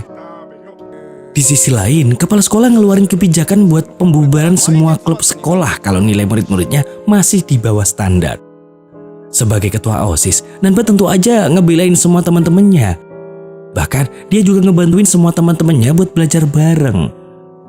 Ginko yang kebetulan lagi lewat depan kelas akhirnya ngeliat sendiri kalau kakaknya itu juga bisa jadi motivator jempolan, gak cuma jago berantem doang, men. あと1週間みんな頑張ろう。生徒会長がこう言ってるの。すいません、ここ教えて。 Sampai di hari pengumuman, ternyata banyak murid yang nilainya masih jelek. Alhasil, kepala sekolah bener-bener ngebubarin klub-klub itu, men.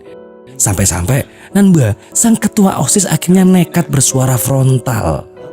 Dia bilang kalau kehidupan siswa itu gak cuma belajar, tapi juga kegiatan ekstra di luar pelajaran sekolah. Dan gara-gara protesnya itu didukung sama semua murid, akhirnya kepala sekolah pun luluh, men. 勝手にしなさい。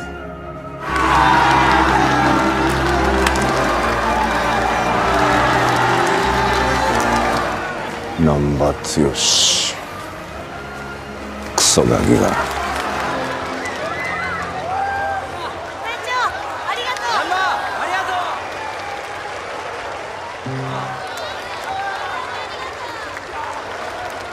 Singkat cerita, Ginko jadi tahu sisi lain kakaknya dari Yayoi, di mana mereka berdua pergi ke klub seni buat ngeliatin lukisan punya Nanba. Habis dari situ, Yayoi ngajakin Ginko pergi ke tempat bowling, soalnya dia punya rencana buat nemuin Ginko sama Nanba, biar kakak adik itu bisa rukun lagi, men. Gak diduga-duga, mereka malah diganggu sama preman-preman pas lagi ngebantuin cowok-cowok culun yang dibully, men. まだなんか用あんのか。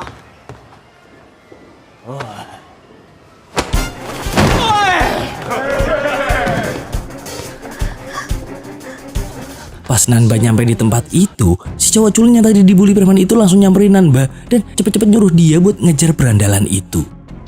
Gak pakai lama, Nanba yang pakai sepeda cowok tadi langsung tancap gas. Untungnya mobil preman penculik itu masih bisa dikejar, men. 仲良くしようぜ。開けろ。僕ですか。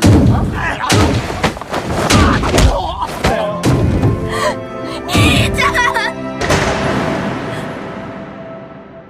兄ちゃん。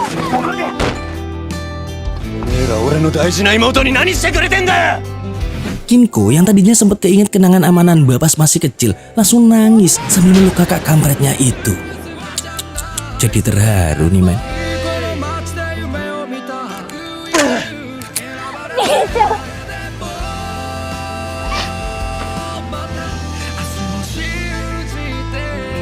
Singkat cerita lagi nih, akhirnya Ginko bisa nerima kenyataan kalau si Nanba ini emang punya sisi lain yang gak diketahui sama keluarganya.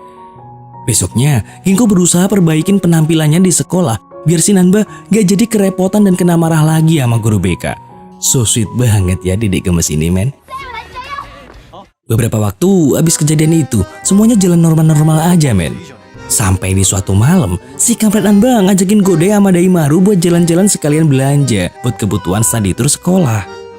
Di sini, tiba-tiba Daimaru nyamperin dedek gemes yang ngelewatin mereka bertiga. Ternyata, si dedek gemes itu adalah Mizuno, teman SMP sekaligus gebetan lamanya men. Mizuno buru-buru masuk ke sebuah tempat karaoke yang ternyata adalah tempat kerjanya sekarang. Daimaru nungguin terus tuh di seberang jalan, sampai akhirnya Mizuno keluar lagi. Sementara si kampret Nanba udah lama pulang duluan, soalnya dia harus nyiapin barang-barangnya buat study tour ke Hiroshima. Ditemenin sama Godai, mereka bertiga akhirnya nongkrong bareng. Mizuno akhirnya nyeritain tentang semua masalahnya ke Daimaru, tentang alasan kenapa dulu dia ninggalin Daimaru pas udah janjian. Dimana di saat bersamaan itu dia udah dibawa pindah sama kakaknya. Soalnya si kakak itu punya utang duit sama bos Yakuza men. Dan sekarang kakaknya itu jadi babunya anak bos Yakuza yang bernama Kohei Ando. Kayak merek sandal. Abis dengerin semua cerita Mizuno, Daimaru jadi pengen banget bantuin dia men. Sampai-sampai sujud ke Godai juga biar mau nemenin dia. Yang gak disangka-sangka, ternyata kota yang mau mereka tuju adalah Hiroshima, di mana si kampret Nanba juga lagi study tour di kota itu men. Di tempat lain, Nanba yang udah nyampe penginapan jadi kaget pas ngebuka tasnya. Tahu-tahu ada Tokofuku di tasnya itu, padahal dia udah niat gak ngebawa kostum aneh itu. Usut punya usut. Ternyata Takeshi yang masukin tuh baju ke tasnya si Nanba. Ya nggak salah juga sih, soalnya si kampret Nanba ini kan pamitannya mau naklukin Hiroshima. Jadi ya emang udah semestinya Tokofukunya dibawa. Gak lama, anak-anak cewek pada nyamperin ke kamar Nanba dan temen-temennya men. Mereka main game seru-seruan gitu dah pokoknya, sambil ngejulitin Cak Seto. Pas lagi asik-asiknya, tahu-tahu ada yang bilang kalau si guru BK, Pak Kiriyama, lagi ngerazia semua kamar-kamar cowok. Akhirnya mereka semua ngumpet di balik selimut masing-masing men. Dan kebetulan aja si kampret Nanba ngumpet sama si dedek gemes Fujita. Walhasil dia jadi dagdikduk parah men.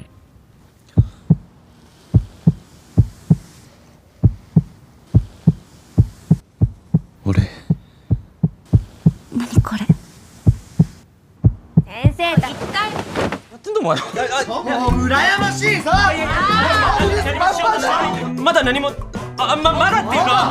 Sementara itu, Daimaru sama Godai nyamperin anak Yakuza yang diceritain sama Mizuno. Abis bacot-bacotan dikit, Daimaru akhirnya nantangin si Ando berantem biar bisa ngelepasin Mizuno sama kakaknya men.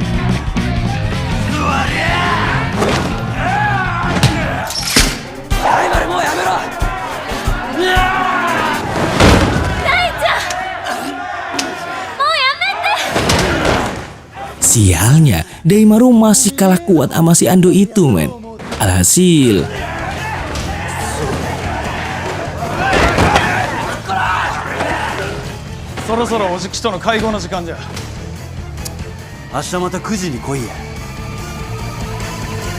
balik lagi ke cerita Nanba sama teman-teman sekolahnya ya men. Pas lagi asik-asiknya jalan, tiba-tiba si lemah Shimazaki kesakitan di bagian perutnya. Gak taunya di sana dia malah ketemu sama Godai yang juga lagi nganterin Daimaru yang udah bonyok parah men. Cuman si Godai ini ngakunya dia sendirian aja di situ, lagi tamasya. Soalnya dia nggak mau ganggu study tournya si Nanba juga. Gak lama, Nanba akhirnya tahu kejadian sebenarnya pas dia ngedengerin Godai lagi ngobrol sama Daimaru. Tentu aja si Nanba nggak bisa diem gitu aja pas tahu Soi pertonjokannya lagi kena problem men. Dia balik ke penginapan sebentar buat ngambil Tokofukunya.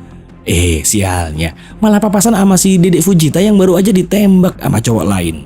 Akhirnya, si kampret Nanba ini buru-buru pergi biar bisa cepet nyelamatin Daimaru sama Godai. Sialnya, pas Nanba udah pergi dan teman-temannya lagi main di kamar kayak kemarin, si guru BK Kiriyama malah muncul beneran, men. Ya, otomatis semuanya jadi ketahuan deh. Di tempat lain, Takeshi lagi jalan-jalan sama nenek Shimada, men. Pas lagi enak-enaknya ngerokok, tiba-tiba si Takeshi ini kebelet mipis, men. Gak lama, muncul dua preman yang uring-uringan gara-gara kalah judi. Nenek Shimada yang ada di situ cuma bisa ngomel-ngomel aja. Dasar preman gak tahu diri. Itu nenek peyot malah dipukulin, men.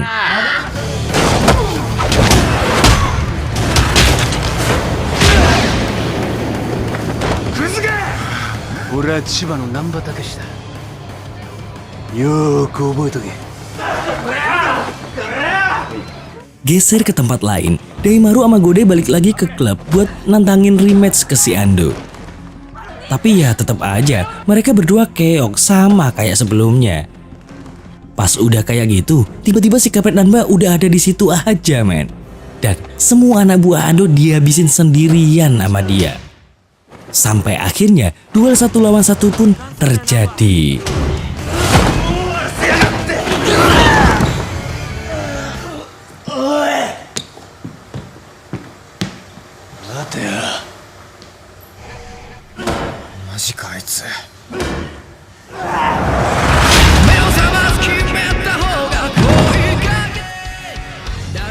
Ya namanya juga tokoh utama ya kan. Si Nanba jelas menang dong. Bahkan si Ando ini sampai ngaku kalah dan nawarin duit ke Nanba buat nutup mulut, soalnya selama ini dia punya reputasi nggak terkalahkan, men. Tentu aja Nanba manfaatin itu dong. Dia minta duitnya buat ngelunasin utang-utang kakak Mizuno. Soalnya sumber masalah yang bikin Daimaru ikutan pusing ya dari situ, men. Singkat cerita, pas balik lagi ke penginapan, Nanba ketahuan juga masih guru BK. Ngelihat mukanya yang bonyok, semua orang jadi heran dong. Cuman si kampret ini ada aja alasannya. Dia bilang kalau abis kena palak sama preman pas lagi beli cireng. Tentu aja guru BK nggak langsung percaya. Sampai-sampai tasnya juga dirazia tuh. Untungnya toko fuku itu udah dititipin ke Daimaru sama Godai buat dikirimin ke rumahnya si Nanba. Jadi si guru BK Kiriyama ini nggak nemu apa-apa lagi selain baju ganti normalnya, men. Besoknya si guru BK Kiriyama yang kayaknya udah curiga sama Nanba akhirnya nelpon ke rumah buat ngelapor ke ibunya sekalian kasih skors ke Nanba juga, men. Tapi yang namanya keluarga berandalan ya kan, ibunya ya happy-happy aja pas ngedenger anaknya kena skors. Pas Nanba udah masuk sekolah lagi, dia langsung disodorin formulir bakat minat sama gurunya, dimana formulir itu buat acuan murid-murid yang mau ngelanjutin pendidikannya. Di tempat lain, Gode yang lagi asik rebahan tiba-tiba jadi kebangun kaget pas lihat ada mobil berhenti di depan sekolahnya. Ternyata yang keluar dari mobil itu adalah Takeshi. Seketika dia jadi bingung banget tuh, men. Yang ternyata dia cuma pengen nganterin tugas kerajinan tangan punya si Ginko, men. Di sisi lain, si kampret Nanba juga tahu kalau Takeshi lagi ada di situ, dimana dia tahu dari baju Shimazaki yang ditandatangani sama kakaknya itu. Seketika dia langsung ngacir tuh buat nyariin Ginko. Sementara si Ginko juga nyari Nanba buat ngabarin hal itu.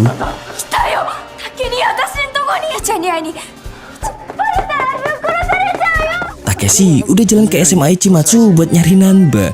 Tapi di sini dia mulai ngerasa ada yang janggal pas nanyain tentang bos Ichimatsu. Dimana saat itu anak-anak kelas bilang kalau bos Ichimatsu ya cuman si Godai. Gak lama, Godai udah ada di situ dan nyuruh kroco-kroconya itu masuk ke dalam sekolah. Di sini Godai beralasan kalau si Nanba lagi makan siang di luar. Akhirnya Takeshi pun pulang, meski sebenarnya dia udah mulai curiga banget sama kejadian ini, men.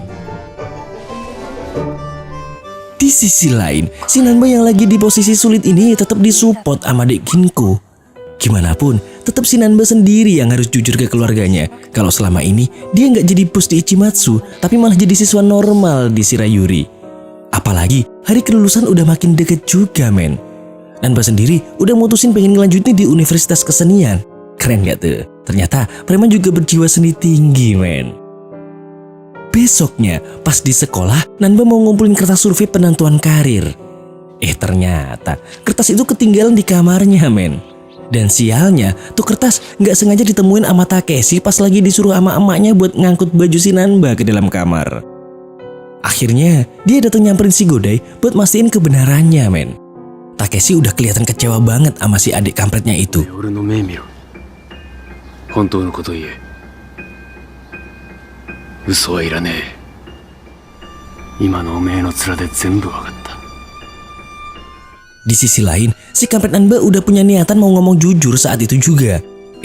Lah kok ternyata dia papasan sama Takeshi. Ya, apa boleh buat, Nanba lagi sial banget nih, men. Niatnya udah mau ngomong jujur, malah ketahuan duluan. Meski udah ngomong baik-baik, tetap aja Takeshi nggak bisa nerima kenyataan pahit itu, men. Si adik kampretnya itu akhirnya dihajar sendiri. Godai sama Daimaru yang nyoba ngebelain juga bukan tandingannya Takeshi, men. これはうちの関係あんだろ。そういう面久しぶりに見んな。いい目してんべ。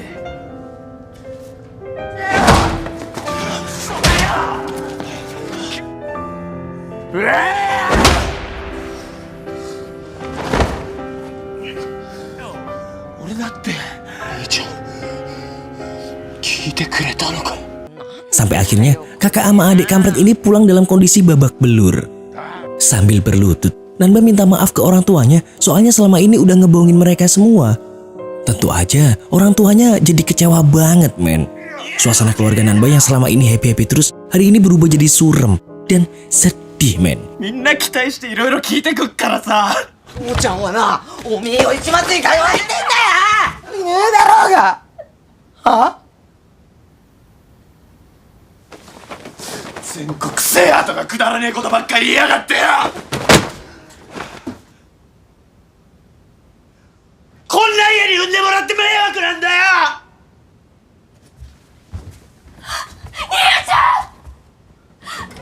Singkat cerita, selama liburan ini akhirnya si kampret Nanba numpang sementara di rumah Godai yang gede banget itu, men. Beruntungnya dia masih punya sobat sepertonjokan yang kocak kayak Daimaru sama Godai. Jadi dia masih bisa ketawa ketiwi dikit meski sebenarnya masih sedih banget, men. Di sisi lain, si Nanba ini juga kerja jadi pelayan di tempat karaoke. Ya sialnya, dia nggak sengaja ketemu sama berandalan yang udah dihabisin sama Takeshi di Shibuya. Dan mereka masih aja nggak terima sama kekalahan itu. Niatnya sih mau ngeroyok si Nanba. Lah kok malah... やっぱ弟か。おめえらか。兄ちゃんが渋谷でボコったっつう雑魚は。これで終わりなんて納得がいかねえ。誰が終わりにするっつった。 Besoknya, mereka nyamperin SMA Shirayuri buat nyariin Nanba. Sambil ngajakin Yakuza, preman-preman sampah itu ngerusakin semua kelas-kelas Shirayuri, men. Sampai-sampai, lukisan-lukisan di ruang kesenian juga dirusak sama mereka. 難波先輩。難波くん。なんで？難波先輩！銀ちゃん、あれ見て。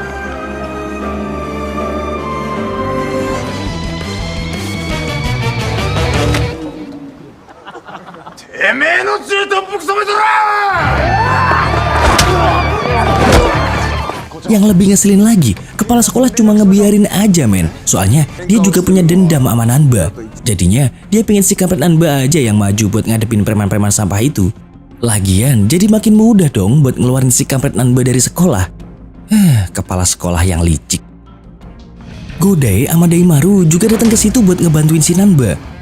Teman-teman Nanba juga tahu kalau sebenarnya Nanba ini bisa kejebak sama kepala sekolah kalau dia ikut ngelawan preman-preman itu.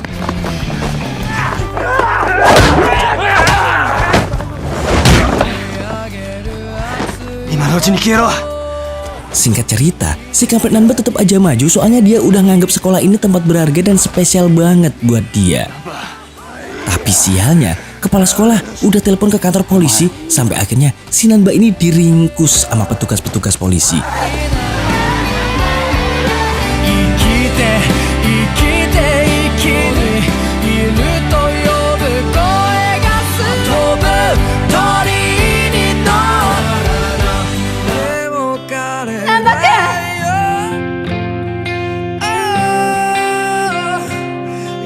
Abis kejadian itu, Nanba akhirnya dijemput orang tuanya di kantor polisi, men. Sebenarnya dia malu buat nunjukin muka ke keluarganya lagi, tapi orang tuanya tetap ngajakin dia pulang. Di sini, Nanba minta maaf lagi ke keluarganya sambil sujud-sujud. Dan ternyata orang tuanya udah maafin dia, men. Akhirnya mereka tangis-tangisan lagi deh, tapi kali ini tangisan bahagia.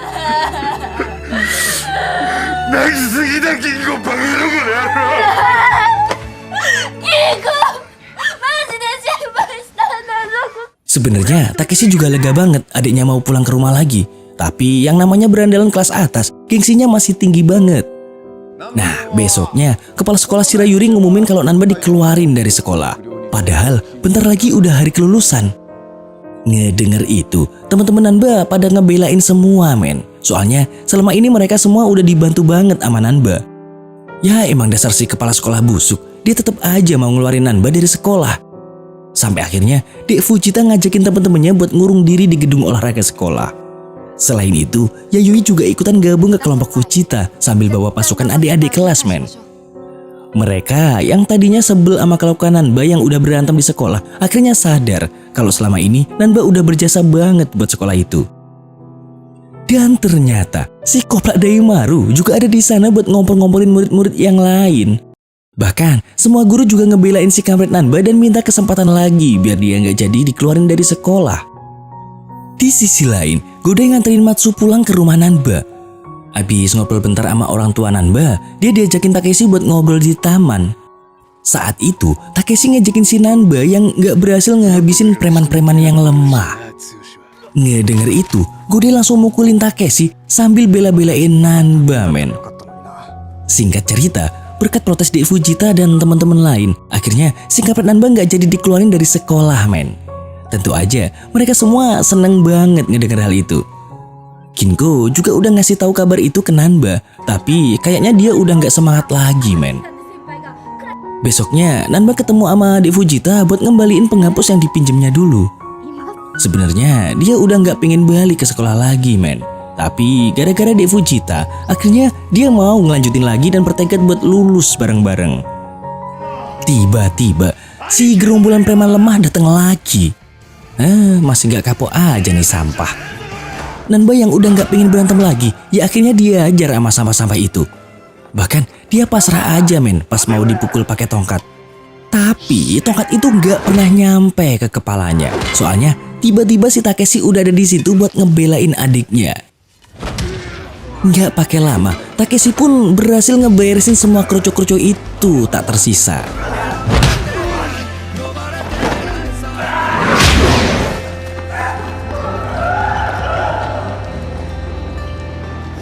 Akhirnya di sini Takeshi udah mau nerima jalan hidup Nanba dan nggak pengen maksa dia lagi. Bahkan Takeshi, si preman terkuat itu cuma bisa mewek, men, pas dengar keinginan adiknya itu. Gak lama mereka berdua pun pulang ke rumah dan makan bareng lagi kayak hari-hari sebelumnya. Suasana keluarga Nanba juga udah ceria lagi kayak dulu.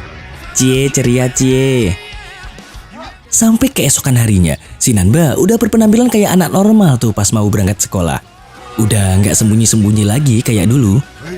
Bahkan kedatangan Nanba di sekolah udah disambut meriah sama Dek Fujita dan semua teman-teman lainnya. Karena film udah tamat.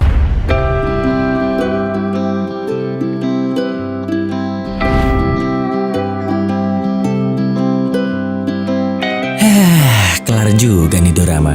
Yang jelas kita boleh sayang sama pacar, tapi lebih sayanglah sama istrimu. Oke, seperti biasa buat para jomblo, segera temukan jodohmu karena daging yang terbelah rasanya lebih nikmat daripada telapak tanganmu. Dan kalau ada yang request film untuk diulas, bisa kalian tulis di komentar ya. Bye.